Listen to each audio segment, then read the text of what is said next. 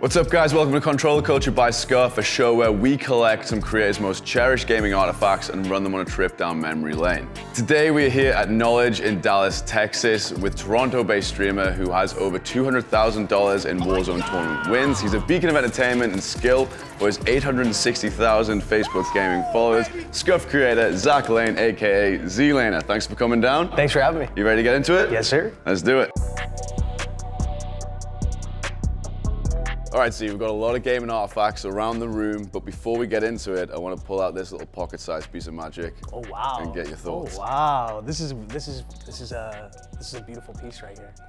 So the original, well, not the original, but the Game Boy Advance. We're a couple of generations down the line here. I had the Game Boy, the classic Game Boy with just like all the Pokemon games. Me and my brother, we used to just grind that all the time, and dude, lots of great memories with those. Like old school Pokemon games were amazing. So while we're on the Game Boys, we've got the Nintendos in front of us here. Obviously the Nintendo 64, that's my personal favorite console and a bunch of games. What was your gaming experience with the Nintendos? So growing up, we were just talking about it off camera. I was trying to figure out which one it was that I had. I kept this one particular gaming console at my grandparents' house, and it was the Super Nintendo.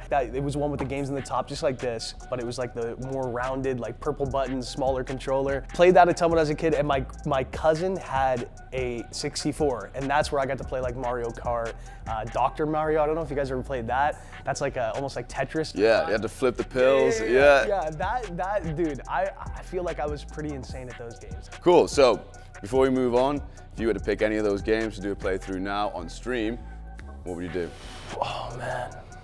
This is Smash right here, yeah? Yeah. Okay, so like, I never, ever grinded or played a lot of Smash growing up, but I know the community for Smash is so insane. But to get like insane at Smash would be kind of cool. Like to get into, I know it has an insanely competitive scene. I always see clips of it, but I've just never, ever got into it. Maybe one day. Probably Smash. Yeah, you never know. All right, Z, so we're into the OG Xbox. This is your first ever console. I want you to pick it up, touch it, feel it, whatever you need to do to bring back that nostalgia, and tell me what comes to mind. This has been a long time since I've even like seen one of these. Like no joke, I don't have mine anymore, and I wish I still did, man. It's like, this is literally where, I know not just for me, but for so many people, this is where it started, man. Like Halo, OG Halo, OG COD, and then just like the nostalgia of booting up this console, like the main starting screen. Dude, this is legendary. Yeah, it came with like the little flubber and the starting screen. Like I'll never forget that with the noise. I'm not gonna try and recreate it. I'm not gonna try anything at all, man. My memory of that is probably so off, but I know it was amazing. And then obviously the controllers. This is the slightly smaller one that they created because the original Xbox controller was huge, but that's the one we've got. Yeah, I was gonna say, I could definitely tell there's something like going on back here, and this one is like more small, because I just remember it being like that big, bulky controller. But other than that, my dad got one of these when I was like, when me and my brother were like really young, maybe like 5, 6, and he got it with this game right here. He got it with Halo 2, this absolute classic. Everyone knows this revolutionized just everything with online gaming. Super crazy. So many great maps, so many great games, but Halo 3 is when it really started for me in particular. That's a game that got me into gaming for sure.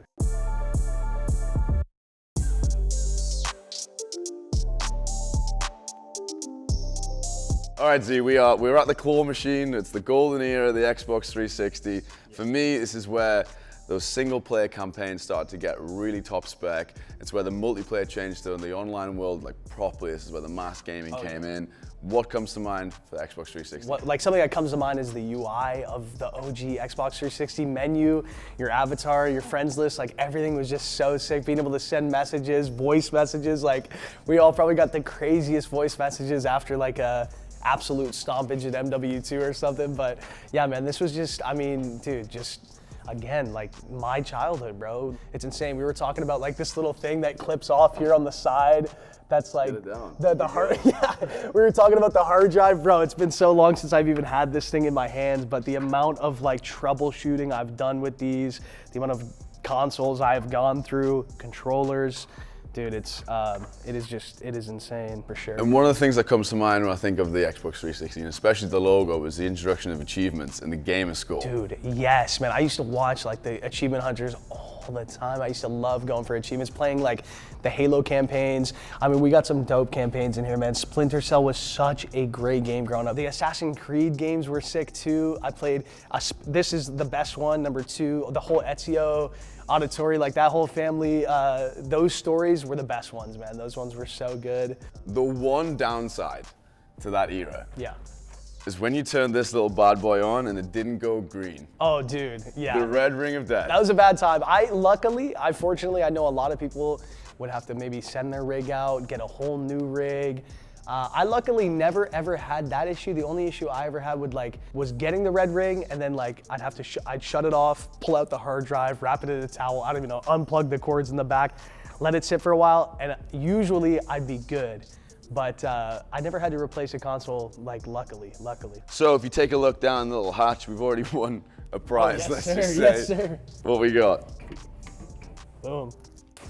The 360 controller. What goes through your mind when you got that in your hand? Because that's OG. This is like, when I first started playing controller, I started watching a little bit of the pro scene, or like what was the start of the pro scene back in like Halo 3 with like the wall shees and the snipe downs and all that stuff. And then dude, the amount of batteries I went through. You could get like the charger, you could get the one that like just plugged in as well, but like, I think everyone probably had this at one time or another, and the amount of batteries I've gone through is absolutely insane.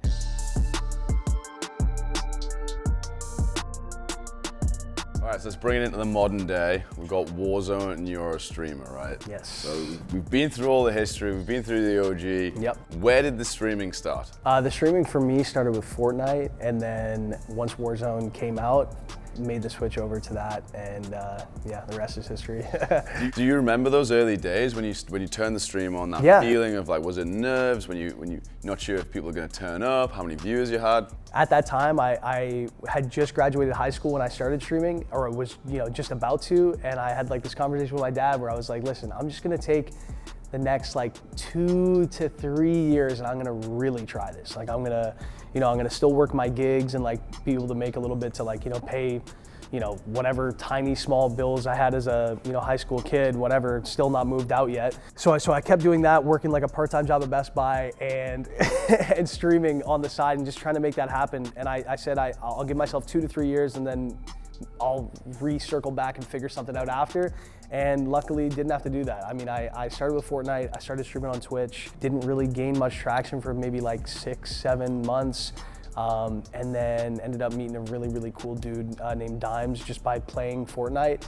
And we started running a bunch together. He was like super freaking amazing, gracious to like, I love this dude. Talking to him recently, he was a very, very nice guy to like share his community with me. And awesome. we had a great time just gaming together. And Fortnite kind of started my stuff, started a lot of people's, obviously, streaming careers and whatnot, and took a lot of people to the next level. But Warzone is definitely where it really started for me. So Warzone comes out, obviously the Blackout for me wasn't that much of a successful game. COD was in this weird spot. Warzone hits just as Lockdown hits. Yeah. It was probably the biggest blow up in gaming history, really. Parallel with Fortnite, you could argue. But that era was just insane, never to be repeated again. Yeah. Run me through the early days of Warzone, the movement, the feel of it. Yeah, I mean, I was just streaming at all times, just playing Warzone at all times. I remember when I first started playing the game, it was just so addictive. I mean, with every BR that I, like, anyone that plays BRs knows the feeling of like being in that top 5 situation, being in that end game, hearts racing, like super sweaty. After a while, that definitely starts to like die off, and you start to like lose that a little bit. I mean, if you literally play all day, every day. But I was gonna say, for you, maybe. I don't get that many top 5, so I still get that nerve. but I can still remember, like, I'll watch like old like Verdansk videos. Yeah. Dude, I'm talking like this is like 5-10 years ago. This is like not long ago, but it is really crazy how much of an impact that time was. Enough to still feel very nostalgic vibes about all that stuff, even though it was not long ago at all.